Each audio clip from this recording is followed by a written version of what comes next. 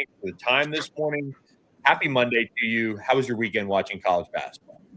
Man, it's always good. Always good. It's woke up this morning, got in the car line with my daughter, 15 degrees outside. So not used to that in the Carolinas.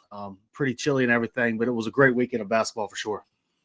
And the ACC is like everybody else, inching closer to now the end of the non-conference schedule, getting ready for that conference slate. And so far, so good for the ACC. When we had you on a few weeks ago, it was kind of the first couple of weeks, and we were like, okay, the ACC off to a nice start. They have a much more respectable showing this year in the SEC Challenge and facing those opponents. What's your take on ACC basketball as we are, 2 weeks away now from non-conference play or from conference play? Well, for sure. I think that the conference is up. The depth of the conference, especially when you look at the top, not sure that they're going to have a Final Four team. Obviously, a lot of luck goes into that as well as they had with Duke last year. But what you have is the mid-tier has been elevated and the bottom tiers a little bit higher as well. So the depth of the conference has definitely risen. You have pros that are back in the conference now that we're seeing dispersed throughout various teams. And you're seeing a lot of teams kind of take a step up. You have guys like Juke Harris at Wake Forest that taking a step. You have Will Wade reinvigorating NC State, and a bunch of storylines throughout the entirety of the conference as well. And this weekend, I want to start with NC State, Kansas, a really tough one for Will Wade and the Wolfpack, losing in overtime. Darion Williams mentioned after the game, he has to be better for this team. He knows the expectations around what he's supposed to bring to NC State, but they don't get it done, losing 77-76. What were your takeaways from this one as the Wolfpack, put up a huge fight and just couldn't get it over the hump? Yeah, for sure. So they had it was a tough game. Went back and forth. They went toe to toe with them. Obviously, the game plan early was to let Melvin Council shoot the ball, and boy, did he end up shooting the ball. Throughout the course of the game, they fought. They made some shots, and they took it to the very end. You see the game plan as to what it is that Will Wade's trying to do. You see the aggressive style of defense and the versatility that they're bringing and the switching. You see the spreading the floor and the offense that they're bringing, shooting the basketball and playing with a lot of spacing. Two things they got to do is they got to start getting stops at the point of attack, preventing the other team from touching the paint, and rebounding the basketball. In all four games that they've lost this year, they were out rebounded. In those games, they have enough firepower.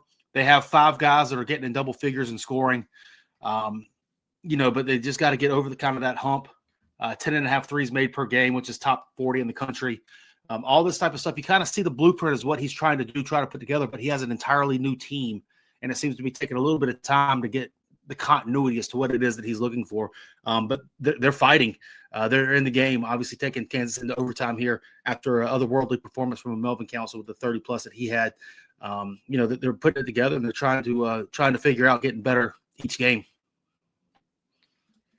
And Darion Williams with a double-double and still saying, hey, I've got to be better. I mean, what does that say about his mindset and recognizing the expectations around him that, not only people in Raleigh have, but nationally for him?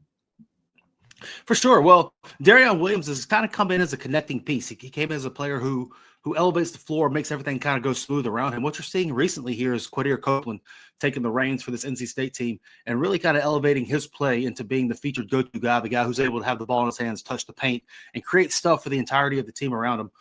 With that, and which is a great setting for Darion Williams when he's able to play off of somebody.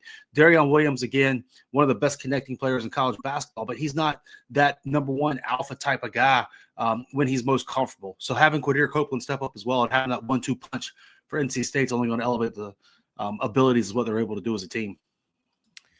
I do want to talk about. I'm kind of itching to talk about Louisville, Tennessee, later this week, but we'll save the previews for a little bit later on. But that Louisville-Memphis game, on the other hand, Louisville almost getting to the century mark, winning 99-73, a dominant performance in one of the chippiest matchups that we'll probably see in college basketball this season, just at least between these fan bases. Yeah, old Metro Conference foes, man. Unbelievable kind of matchup that they had against each other. What you have is a Louisville team, 94 points per game, which is top 10 in the college basketball this year.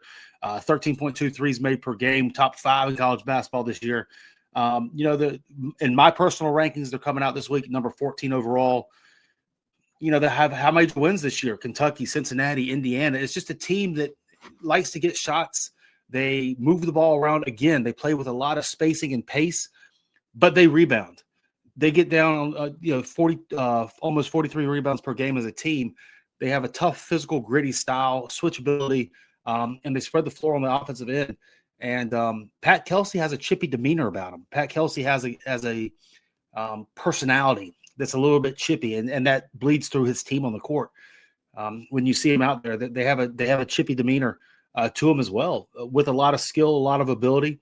And they have Ryan Conwell. Ryan Conwell on the floor gives you a chance every night, 19 points per game, over 40% from three. The senior transfer in, he gives you an opportunity every night to be in a game, and they most nights have had success with that. I was just about to ask about him, and pairing him with somebody like a Michael Brown, who Ryan Conwell added 17 in this one. Michael Brown 16 on the night. Wasn't the most efficient night for Michael Brown and in a way Ryan Conwell, but nonetheless they brought it on the score sheet, and 18 3-pointers for Louisville in this one. That's astounding. Yeah, no, for sure. And you can tell that plays toward what Kelsey's trying to do as a team with the spacing he brings, but also the shooting aspect. You also add an Isaac McNeely on there. You have Javon Hadley come off the bench. He toggles in between that 3 and 4 spot.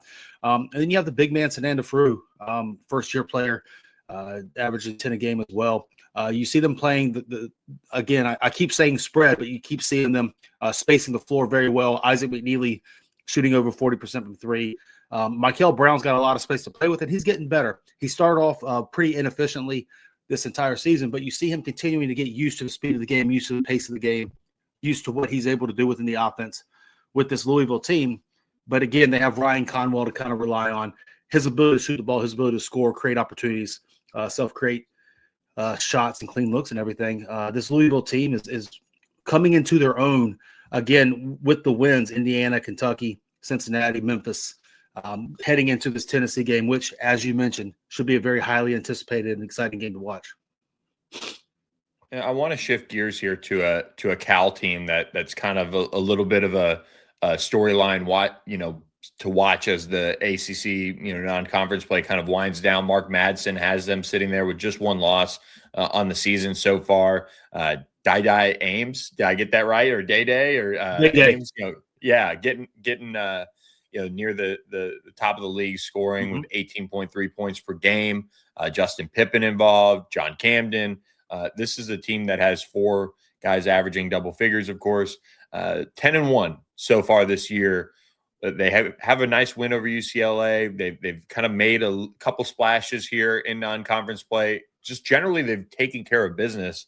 What are your thoughts on Cal if you've gotten to watch some late night hoops out there out west?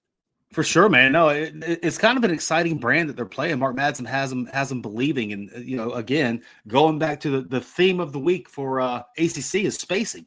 They're playing with a lot of shooting. 10-1 right now. Their one loss coming to Kansas State, where they got down early, but then they ended up scoring 62 points in the second half to come back and only lose that game by 3 points, I believe, to Kansas State. Wins over Utah, wins over UCLA. Again, you mentioned Day Ames. You have Justin Pippen, the son of Scottie Pippen, coming in at 15 a game. What they're doing is they're shooting, they're shooting very well. They're top 40 in three-point percentage. They're top 40 in free throw percentage, 38% from three as a team. They're spreading the ball around, getting a lot of guys involved. And interestingly enough, they're able to kind of beat you at multiple points of attack. So you're able to have the ball in somebody's hand. Pippen, Ames, Camden can really shoot the ball and make a play with it. Chris Bell, he has long length, able to shoot the ball. So Pippen and Day Ames are both kind of combo guards, able to self-create on the ball, but then you have the spacing coming from a long, lengthy Chris Bell, John Camden, who could both shoot the ball and do multiple things defensively as well. It's a very interesting lineup, very versatile lineup, multiple, as they say on the football side. And they're able to put a lot of points on the board. Mark Madsen hasn't kind of played a pro-style type offense where they're getting a lot of spacing. Morgan State and Columbia are the 2 left on their non-conference slate. They open league play December 30th against Louisville out west in a late night matchup on the ACC network, 8 p.m. Central. So we'll find out very quickly how Cal is in league play Are they a pretender or maybe a sleeper contender in the league? I think it's going to be interesting to see. I mean, you're sitting here looking at this non-con. I mean, that win over UCLA is very interesting. Also, Utah is not a terrible team either. The push against Kansas State, they've taken care of business. Being able to do what you're supposed to do is a sign of a team, of an interesting team in college basketball, because there's so many times that with the parity that we have right now and everything, teams just don't take care of everything that they're supposed to take care of. Well, Cal has taken care of the stuff they're supposed to take care of. They've also gotten Utah. They've gotten UCLA. So they're going to be a very interesting team to kind of one of those ones that elevates the middle of that tier of the ACC moving forward into the season. A team that split its SEC matchups, SMU, could be contender after finishing tied for fourth in the league, could be pretender with the way they play defense. That LSU game for SMU, really disappointing probably for them to go down to New Orleans after playing, two teams in Texas A&M and Mississippi State and grabbing wins overtime, and then, losing to Vanderbilt the way they did. But a lot of people obviously love what Vandy's doing. That LSU performance, though, offensively not bad, but defensively that team has really left a lot to be desired throughout this season. They've got some things to figure out. They've got 2 non-conference games left before league play as well. What's your take on what you've seen from the Mustangs so far this year? Well, their backcourt, you have 2 top 10 scorers in the ACC when it comes to Boopy and Jaren, and they're spreading it around as well. They have 5 guys total in double figures right now. They're another team. What I really like about them is their ability to get to the free throw line, and they're converting the free throws into points. 19 and a half free throws made per game, which is top 30 in college basketball, but they're also making a lot of field goals as well, getting a lot of possessions, 31, which is also top 30 in the college basketball. So offensively, infield's got them looking good. You got the 2 guys that are leading the charge, 19 and 18 a game for 20 and 19 a game for Boopy and Jaren. And scoring the basketball, moving around, everybody's getting involved. They're playing at a fast tempo, and just it's a good brand of basketball, which you've come to expect from Andy Enfield. Andy Enfield's been doing this ever since his days at USC, ever since back to Florida Gulf Coast, going into USC, now back to SMU. He kind of carries his style of play. No matter what the team is, the construct of the team, he carries his style of play into being able to score the basketball, being able to get clean looks, and being able to consistently put pressure on the defense, especially with this team, Boopy Miller, and those guys being able to touch the paint, put pressure on the defense, and then get to the free throw line and convert the free throws. And I wanted you to drill down a little bit on that. Andy Enfield in year 2, they sign a highly touted class. Jaden Toombs goes out there and has an awesome night for SMU, 8 of 10 from the field. Huge step offensively for him in the right direction. What did you see in him that you felt like he could be an early contributor? Obviously, they had opportunity there in the front court, but he's somebody that, despite coming back from getting hit by a car, has now been settling in really well in the lineup. Yeah, no, he's somebody who always just produced, no matter the setting, whether at camp, whether at high school, whether at USA Basketball or AAU, whatever it is, he always found a way to produce. His nose or his instinct for making a play was always at a high level, despite maybe some, not being the most athletic, not being the tallest, not being the longest player out there. He always was able to create an angle, always able to create an opportunity for himself to find an advantage against the other team. And, there's a tough-nosed, hard work nature to his game as well that also produced. He went out and rebounded the ball consistently all the way from sophomore year in high school, junior, senior year in high school. He went out and rebounded the basketball. If you stick your nose in there with some physicality and some toughness, you'll usually find a little bit of production when you're, the size that he is, the strength that he is, the power that he is. And he just continued growing on the offensive end of the basketball, but he always rebounded, and defended with physicality, played with a motor, and had kind of a want to his game. So it was only a matter of time that he got acclimated to the speed of the game and all that type of stuff. But with his size and physicality, his ability to play with a motor always found production. Louisville at Tennessee this week, Tuesday night, 6 p.m. Central Time on ESPN. Another big matchup here for Pat Kelsey's Cardinals. We talked about them earlier. What are you expecting, though, from Louisville, Tennessee? I think it'll be interesting to see who's able to set the pace. Obviously, Tennessee likes to work it around and get the best shot. Louisville likes to work it around and get early shots and a lot of shots. So it'll be interesting to see who's able to set the pace. You have Tennessee's defensive style, kind of a grinded out defensive style. So where does the pace come from? Louisville's playing really good basketball right now. Ever since coming off of that Arkansas loss, they've really strung along some games here. Tennessee's on a little bit of a slide coming in. So it'll just be very interesting who's able to set the pace and what Tennessee team do we see? Do we see the early season Tennessee team or do we see these last 3 games of Tennessee with it? I think it'll be a grinded out. I don't want to say grinded out, a chippy game. I think there'll be a lot of physicality there. I think these 2 teams are 2 teams that play with the personality of their head coaches. When it comes to just the chippiness has a negative connotation, so I don't want to say chippiness, but I can't think of the word that it comes to as to where there's just a gritty, grimy type of personality that they have of being able to really get in the trenches and play with physicality. So I think we're going to see that, but I also think we're going to see some fun offense. I think we're going to see Louisville spreading it around and try to get as many shots up as possible, as many good shots up as possible, but also Tennessee working around and trying to find the advantages where they can within their offense and get good shots on their end as well. So should be a good game. 2 great coaches and 2 highly, highly talented teams. So, it's one of those really good early. We've seen a ton of them this year. Just the early non-con games as to where different teams are getting different looks. It seems like every single night there's a great non-con game. Sometimes multiple ones of them in the night that we just haven't seen in the past. And this is just another one. This could be a Sweet 16 matchup. This could be an Elite 8 type matchup with these 2 teams, depending on how they right their ship coming forward. So it should be very telling heading into league play in a great game. And you speak of these non-conference matchups that get a lot of acclaim, and we'll end on this. Duke at Texas Tech Saturday night. Now, we could talk about the scheduling czar who picked this to be a 7 o'clock ESPN matchup on college football playoff Saturday. But that's a conversation for another day. But Duke heads to Texas Tech or faces Texas Tech in Madison Square Garden. An opportunity for Duke to continue to build this resume as a top 5 team and a chance to continue to show the world what Cam Boozer can do, who leads the way in your ACC Player of the Year power rankings. Yeah, for sure. So, JT Toppin versus Cam Boozer. This should be, JT Toppin's the defending Big 12 Player of the Year. Coming back, power forward. You have Cam Boozer, who's the leader in the clubhouse right now. One of the leaders, along with Jackson Lindenberg as National Player of the Year.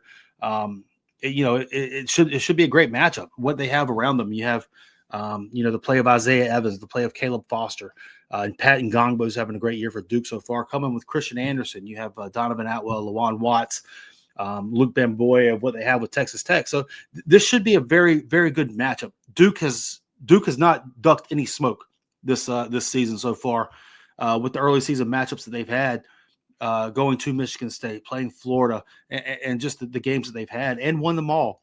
This is another one. Grant McCaslin's coming in, very excited about this team. They haven't quite put it all together just yet, but they have the talent to make another run in the tournament for Grant McCaslin. Obviously, Grant McCaslin is one of the better coaches in college basketball as well. So John Shire, Grant McCaslin, JT Toppin versus Cam Boozer.